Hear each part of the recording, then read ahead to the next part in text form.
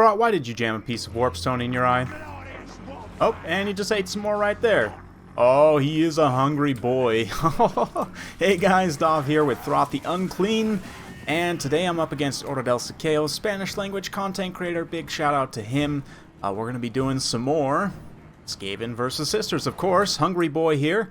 Just to go through his abilities once again, for those of you guys who have not seen, he can heal clan molder monsters with a burst heal. Also gives plus 24 melee attack and 8 leadership with this remolder. As an AoE bonus versus large immunopsychology item. Activatable, the creature killer, 40 meter radius. And we've also got this master controller here, plus 5 leadership, plus 4 leadership rather, 5 melee defense in an AoE. And as for the rest of the build, sort of learned some lessons in previous games played against the Sisters, who are this time up on their dragon rather than on the Eagle Gwendolor. This dragon is Kethinhar. I'm sure I'm pronouncing that wrong, but basically it gives, weapon damage buff when they go below 50% HP. Anyway, in lessons learned in previous, I've got Warlock Engineer here to help control the skies, and Natty Bubo Sharpshooters to help pick off. We've also picked up Avalanche Mortars as well. In terms of Molder stuff, we've got Wolf Rats once again, and this time I brought the Brood Horror kind of separately from Throt, just because with some of the buffs to foot characters, I've found, at least in my experience, Throt seems to be a little bit better on foot, in that he's not so much of a big target, and especially for missiles in this particular matchup. I don't know, kind of remains to be seen. Needs some more testing for sure, but we're going to rush in with these Wolf Rats and the Brood Horror, try and intercept some of the Wraiths here, Wraiths of the Frozen Heart, ROR Dryads with Frostbite. They're going to still get in and get a pretty decent engagement, but all the meanwhile, big boys just chilling back. We're going to get some these also here. We've got some Blight Scabs, Plague Pack, tons of Skaven Slave Slingers, and regular Skaven Slaves. The Plague Pack do take a breath attack there. These Blade Singers here, they currently are not set to their high weapon damage stance, which is a little bit of a mistake, but you can see them and the ROR Plague Monks are just going to butcher each other here. That anti-infantry magic damage and the magic and charge bonus here in particular from the Plague Pack, and then they get totally friendly fired by those mortars, which is just beautiful. So, nice little trade there. Those units basically, I think the Blight Scabs cost a little bit more, so not great for me, but Glade Riders pushing up and around the flank. We've got a bunch of Deepwood Scouts here as well. Pretty good for mowing down those Molder monsters. Right now it looks like they're targeting Throt himself maybe, but having a hard time making contact, and this is what I'm talking about in terms of taking Throt on foot. I think this is potentially a little bit better of a situation. You can see here, Sisters have taken a ton of damage, going to get a little bit of an Earthblood there. We've also got a Glade Captain fighting here on foot. Might be able to finish off the Plague Pack, and here's the Summoned Rat Ogre. See, they did get the Creature Killer, so they have that anti-large active. Sisters definitely needed to get out of there. But Throt just as a kind of a healer slash support lord, I mean, he's a decent combatant in and of himself. He's got regeneration and pretty okay stats. In particular, that melee defense buff puts him up to 60 melee defense. He does not have charge defense, though, as do a lot of other anti-large AP characters. Only 45 armors, also not amazing either, but his support buffs are definitely top tier, and I think they're going to make him very competitive for Skaven. So far, I mean, really the only quote-unquote Molder monsters I can use that heal on are the Brood Horrors, these Rat Ogres, the Summoned Rat Ogres, which is maybe not the best value. The Hounds are pretty much all done for. I mean, they had helped pressure, of course, as soon as I say that, I remember, yeah, they're here in the back line, helping to clean up a bunch of these Glade Riders who had been pressuring my range, but we're going to kind of re-secure things here, get the Avalanche Mortars, Natty Bubos back from route. I'm a little bit worried. These gals still have their Conjoined Destiny, a Scroll of Shielding there too to help resist some of that damage, but Brood Horrors, with their good charge, 70 charge, not the best stats in the world, but definitely kind of charge-oriented monsters. Going to get the big Naked Mole Rat in there. Just eats a shot in the face. We do see on the anti-infantry kind of version here, rather than armor sundering as you saw last time, it gives poison damage and does massive anti-infantry damage. But at this point, we're going to start pushing away those Deepwood Scouts, peppering them with the few Remortars that remain there. The Treekin, though, Firebark Elders push back into the back line. Handful of Plague Packs. Just run right by them, it's fine. We'll leave Natty Bubos to their fate. Or no, in fact, turn around and maybe go after them a little bit there.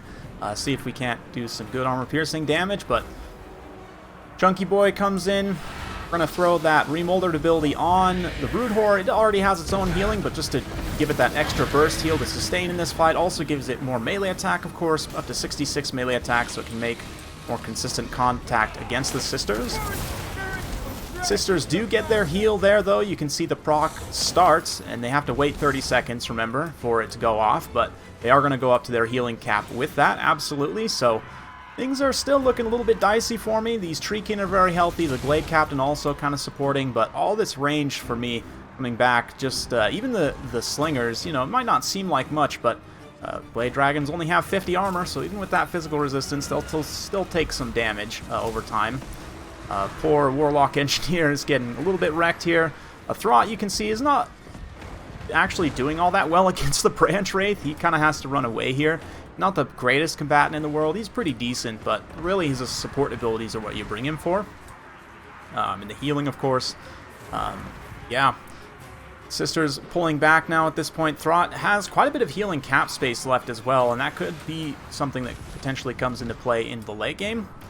As I kind of get my big old Daka line. All the Slingers now moving forward, just slinging whatever we can get in range.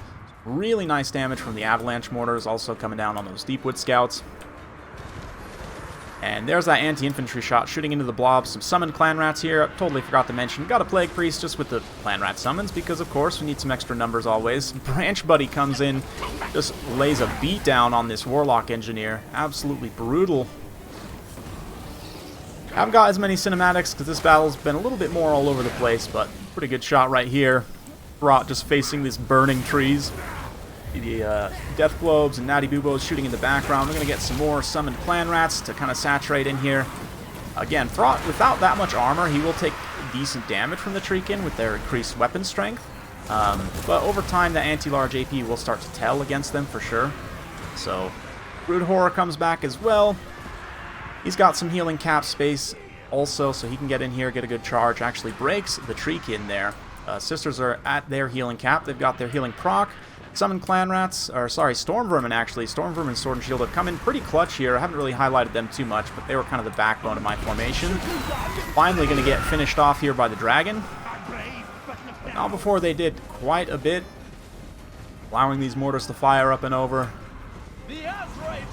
Oh yeah, this is the Hell Pit map, by the way, one of the new maps. It's relatively decent, kind of got some terrain blocking features. It sort of creates some lanes, but it's definitely okay.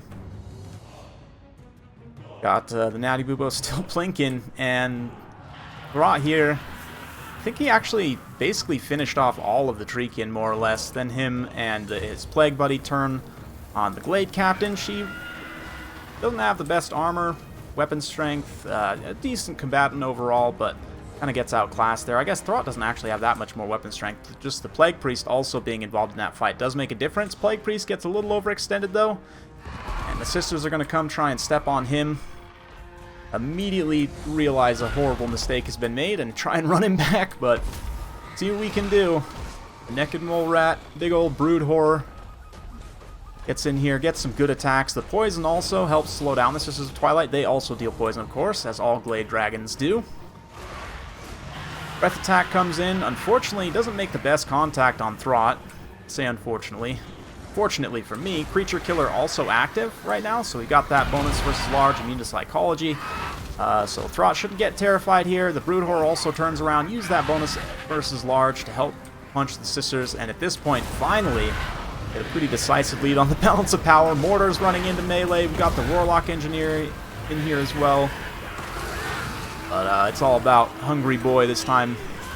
He is pretty small, to be honest. Really, I guess, shouldn't be too surprised. He's big for a Skaven, but yeah, Skaven are just kind of small. Not like this Brood Horror. Brood Horror is actually pretty small in terms of monsters too, but it's definitely very solid. Relatively inexpensive, and they can be pretty squishy in some circumstances, but ended up being okay here.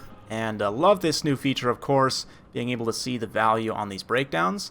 Throt here, I want to say he costs $16.50, and he paid back some of his value in terms of kills. Of course, we don't also see the Summoned Rat Ogres, which is probably another, maybe 800 points worth if we say they paid for themselves. So just that in and of itself know, it makes him cost effective. On top of course, the healing and attack buffs allowed this Brood Horror to operate almost double its value.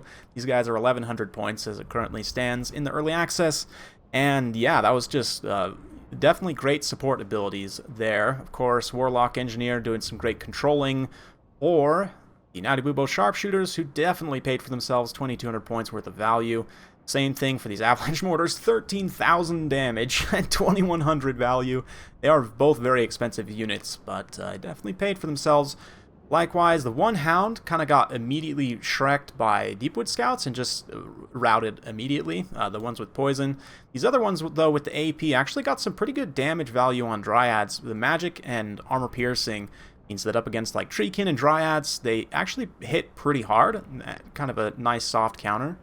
Likewise, Skaven Slave Slingers, one of the most cost-effective units in the game, to be honest, and you see that here. Basically, one of them triple paid for itself, which is really not asking much, but it's there. Another one paid for itself. This one got pretty close. This one kind of got wrecked, but likewise, Skaven Slaves also very generally cost-effective. Didn't actually pay for themselves this time, but Storm Vermin also didn't.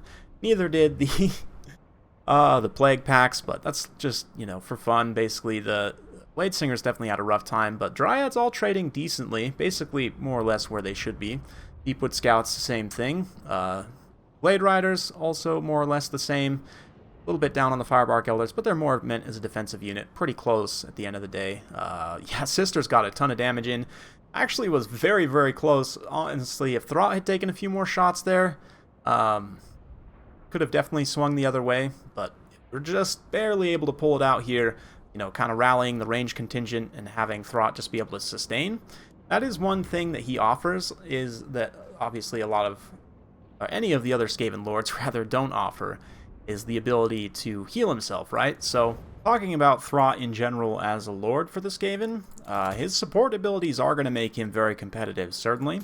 The Brood Horror does give him about 1,000 more HP, but it makes him quite a bit of a bigger target, in my opinion. You're obviously much faster, hit harder with a bigger charge, but you do lose that anti-large bonus.